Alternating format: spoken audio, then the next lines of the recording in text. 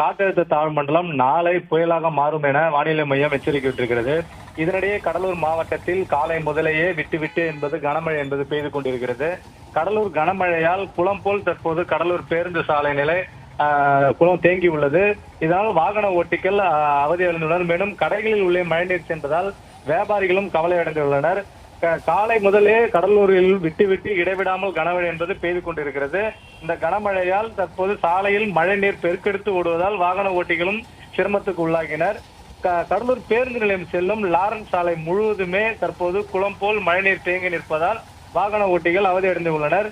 பேருந்து நிலைய சாலையில் உள்ள ஏராளமான கடைகள் உள்ள நிலையிலும் மழைநீர் உள்ளே சென்றதால் வியாபாரிகள் தற்போது கவலை அடைந்து உள்ளனர்.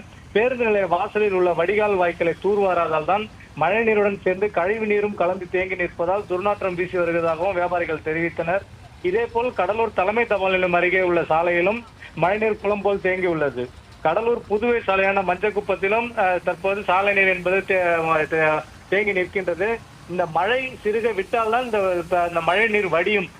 காலையிலிருந்து விட்டு விட்டு தற்போது மழை பெய்து கொண்டே இருப்பதால் இந்த சாலையில் தற்போது மழை நீர் குளம் போல் தேங்கி நிற்பதால் வியாபாரிகளும் பொதுமக்களும் ஒரு இயல்பு நிலையில் பாதிக்கப்பட்டுள்ளனர்.